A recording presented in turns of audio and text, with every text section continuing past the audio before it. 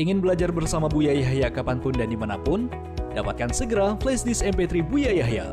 Berisikan berbagai materi kajian lengkap bersama Buya Yahya.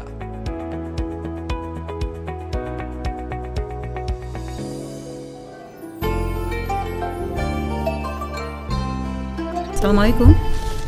Waalaikumsalam warahmatullahi wabarakatuh. Baik, dengan siapa di mana? Saya Mbak Allah dari Riau. Baik, kita bersolat terlebih dahulu. Allahumma shalli ala sayyidina Muhammadin wa ala alihi wa sahbihi. Allahumma shalli wa sallim barik alaihi wa ala sahbihi. Baik, silakan langsung bertanya kepada Buya. Assalamualaikum warahmatullahi wabarakatuh, Buya Yahya. Waalaikumsalam warahmatullahi wabarakatuh. Dari Riau. Kami mau bertanya ini. Semoga bukan was-was insyaallah. Baik semuanya. Bukan. Saya bekerja di sebuah perusahaan gitu, Buya. Jadi banyak mungkin ini ya rasanya tidak cuma saya, banyak yang membeli perusahaan karet, perusahaan sawit itu kan di perkebunan yang di hutan. Nah, itu dalam masalah sholat Jumat seperti yang Buya pernah sampaikan itu kan, kalau kita di sini ini kalau secara kewajiban itu rasanya secara mazhab ini kita tidak wajib karena tidak ada mungkin mustautin dan juga tidak ada mungkin kalau tempat kami jumlahnya pun tidak sampai 40. Tapi kan ada keutamaan ya, kata Buya kan kalau misalnya dilaksanakan ya juga baik. Karena memang ya alhamdulillah kalau dilaksanakan itu mungkin yang sebelumnya tidak pernah jamaah jadi mau jamaah walaupun hanya sholat Jumat. Nah, tapi untuk kehati-hatian nanti sesudah itu misalnya kita melaksanakan sholat zuhur misalnya. Nah, di sini kan saya imam. Kalau untuk mengajak sholat zuhur semuanya rasanya mungkin tidak mungkin, tapi saya hanya sholat zuhur sendiri. Nah, jadi untuk kehati-hatian saya sholat zuhur sendiri. Tapi yang saya mau tanyakan, bagaimana sholat qobliyah ba'diyahnya? Apakah qobliyah Jumat atau qobliyah zuhur ba'diyahnya juga sama gitu, Bu ya? Itu. Terus yang kedua, masalah sholat tarawihnya. Wah? Sholat tarawih kan saya di sini tuh baru gitu, Bu ya, menggantikan orang yang sudah pensiun begitu. Nah, waktu saya datang ke sini itu sudah jadi ketetapannya sholat tarawih itu hanya 8 rakaat. Nah, saya nggak mau kalau untuk mengajak 20 rasanya juga keberatan jamaahnya. Nah, ini mau nggak mau saya ya ikut 8 rakaat. Setelah itu sholat witir. Nah, bolehkah misalnya saya menambah tarawih sendiri nantinya, tapi setelah sholat witir, apakah itu boleh? Misalnya setelah saya mengimami sholat witir di masjid, saya sholat tarawih di rumah. Karena untuk mencari imam yang lain tidak ada lagi gitu. Kalau mungkin masih ada imam yang lain, saya ngalah sholat witir saya mundur sendiri mungkin bisa, tapi ini nggak bisa gitu, Bu ya. Insyaallah. Mungkin itu saja yang saya tanyakan. Semoga Allah selalu merahmati Buya dan Umi serta keluarga dan seluruh ustaz-ustaz pondok pesantren Al-Fatihah semuanya dan teman-teman semuanya, jadikan ulama-ulama. Amin. Assalamualaikum warahmatullahi wabarakatuh. Terima kasih Anda, dari bahasa Anda sudah paham apa yang kami sampaikan. Tinggal Anda mengamalkan. Betul, kalau orang di tempat yang di perkampungannya tidak ada sholat Jumat, adanya di perkampungan lain. Di perkampungan lain pun kalau kita di ujung perkampungan kita nggak akan dengar seruan adzan. Jadi kalau di kampungnya sendiri ada sholat Jumat, kita wajib datang ke tempat tersebut, baik kita dengar suara adzan atau tidak.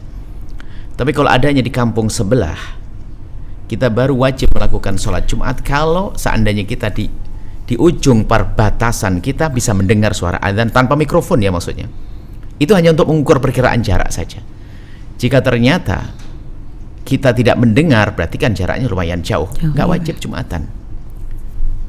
Nah, tapi kalau Anda ingin mengadakan Jumatan, termasuk mungkin ini yang Anda sampaikan, bukan mustautin. Dalam mazhab Syafi'i kan ada istiton.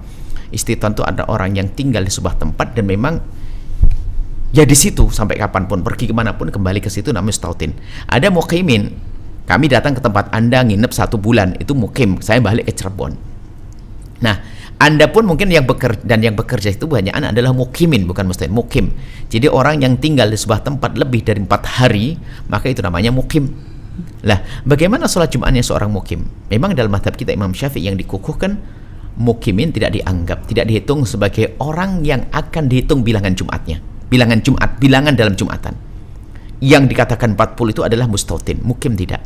Tapi Imam Nawawi mengatakan qolani masyhurani. Pendapat yang kedua yang disebut oleh Imam Nawawi, bisa saja seorang mukim seperti yang Anda fahami, Anda mukim itu bisa dihitung. Dihitung sebagai orang yang bisa melengkapi jumlah Jumatan. Seandainya ketemu orang mukim 40, ya boleh melakukan sholat Jumat. Bahkan kalau seandainya kurang dalam madhab selain madhab Syafi'i yang dikukuhkan, ada madhab Syafi'i, madhab dulu madhab Syafi'i, kalau qadim dalam madhab Syafi'i, ada seperti madhab Malik, ada 13 orang cukup misalnya. Nah, jika Anda ingin mengamalkan pendapat ini, itu sah-sah saja. Lalu Anda sholat, itu hal yang baik, membiasakan mereka untuk dengar ceramah dan sebagainya, lakukan. Biarpun memang kalau Anda bertemu dengan orang yang belajar fikih Syafi'i yang dikukuhkan akan mengatakan itu adalah tidak sah. Tapi Anda sudah punya pemahaman, mungkin dengar dari kami dan yang lainnya tadi bahasanya, Anda lakukan untuk membiasakan orang agar bisa berkumpul, biar ke depan tidak biasa meninggalkan sholat Jumat pun kalau mereka mau dan sukarela. Tapi Anda harus pahaman kepada mereka pada dasarnya Jumatan tidak wajib bagi kalian, atas kalian. Cuman kalau mau Jumatan yuk kita adakan, dan bikin seringkas mungkin karena mereka orang kerja. Khutbah yang pendek, sholat Jumat. Kemudian setelah itu, karena itu adalah muqimin, menurut madhab yang dikukuhkan dalam madhab Syafi'i adalah tidak dianggap sah, tidak dihitung. Tapi menurut kalau kita gabungkan dengan pemahaman madhab lain, selesai, nggak ada masalah. Maka hati-hatinya namanya ihtiyat. Anda mengulang. Cuman mengulang itu jangan paksa orang lain. Selagi itu sudah melakukan Jumatan, sudah sah. Jangan suruh ngulang. Biarkan sah. Cuman kalau Anda secara pribadi ingin ngulang, ya Anda sampaikan saya ngulang, tapi bukan berarti sholatnya tidak sah ya. Saya hati-hati, gitu saja. Dan hati-hati ada maknanya. Tapi jangan dipaksa orang harus ngulang. Kalau mengulang tidak usah Jumatan, duhur aja langsung, kasihan mereka. Sebagian dari kita tuh egois. Ngajak ibadah orang itu adalah ngukur dirinya. Dirinya kuat. Tapi orang lain kan belum tentu kuat. Jadi kalau mereka sudah sholat Jumat, biarkan, sudah selesai. Biarpun menurut sebagian madhab mengatakan tidak sah. Bahkan madhab Syafi'i tidak sah. Cuman kan sengaja kita ngikuti pendapat yang kedua dalam madhab Syafi'i adalah sah. Selesai, sah. Tidak perlu kita melakukan sholat zuhur setelah itu. Cuman Anda pribadi yang pengen ihtiyat, sah, bagus. Tapi bagi Anda, jangan paksa orang lain. Nah, adapun bagi Anda yang mengulang sholat sunnahnya apa qobliyah suka-suka, Anda melakukan dua-duanya kok. Anda boleh jadikan qobliyah Jum'ah atau ba'diyah Jum'ah, suka-suka. Anda bebas, karena Anda melakukan semuanya. Tapi yang melakukan Jumatan saja qobliyah Jum'at, yang melakukan Jumatan saja ba'diyah Jum'at, atau duhur saja qobliyah duhur, seperti itu. Kemudian tadi ada itu saja kayaknya ya? Iya. Ada lagi kayaknya, ada pertanyaan yang cukup insyaallah ya. Jadi seperti itu, tolong jangan diseksa orang dengan mengulang-mengulang seperti Sholat itu. raweh. Oh, sholat raweh, baik. Jika Anda melakukan sholat raweh, bagus. Jadi Anda jangan paksa mereka juga dengan lebih dari 8. Mau sholat raweh saja sudah alhamdulillah. Memang 4 madhab mengatakan sholat raweh adalah 20 rakaat.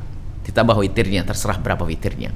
Cuman kalau ada orang maunya 6, 8, 10 ya biarkan saja. Cuman kalau Anda ingin meningkatkan, tentu Anda buat program di masjid tersebut. Itu lebih indah. Sampaikan kepada mereka, ibu-ibu, bapak-bapak, sudah 8 selesai. Tapi bagi yang ingin sambung, ayo. Mungkin Anda siapkan ajar kader satu orang untuk bisa sholat witir, biar sholat witir dengan ini. Kemudian Anda menyampaikan, saya akan sambung di sini barangkali ada yang mau. Jadi jangan langsung diputus begitu. Kalau diputus ya sudah selesai. Jadi paling tidak maka kami himbau kepada setiap masjid itu kalau bisa setiap masjid di bulan Ramadan ditingkatkan dari 8 rakaat menjadi 20 karena Ramadan setahun sekali. Dan kita ikut 4 madhab semuanya, Hanafi, Hambali, Maliki, Syafi'i, Hambali. Nah, kalau 8 rakaat itu mana alhamdulillah sudah melakukan qiyamul lail di bulan Ramadan, dapat pahala. Nah, tapi namanya Ramadan kita tingkatkan perlahan demi perlahan. Jadi kalau ada orang melakukan sholat 20 kan enak. Kalau ternyata nggak mampu, putus tengah jalan, ya oke, nggak ada masalah. Oh, namanya sholat sunnah. Tapi kalau sudah dipatok 8, yang mau naik nggak bisa, karena nggak ada yang bimbing, seperti itu. Jadi Anda bisa ajari orang untuk satu orang saja untuk sholat witir.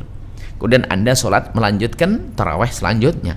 Nah, Anda melanjutkan taraweh lagi untuk bersama jamaah yang mau.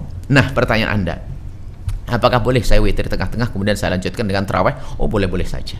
Sah-sah saja.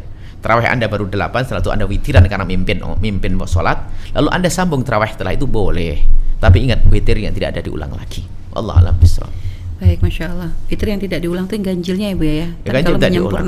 Menyempurnakan memang sebaiknya sudah cukup dengan itu. Menyempurnakan itu adalah kalau witir 3 kemudian ditambah 3 lagi kan tidak witir lagi. Iya, ya. Kalau witir 3 misalnya sudah dimulai dengan 3 kemudian tambah 2 namanya takmilah, menyempurnakan witir. Cuman yang terbaik adalah seperti itu, witir ditaruh yang paling akhir. Seperti itu. Baik ya.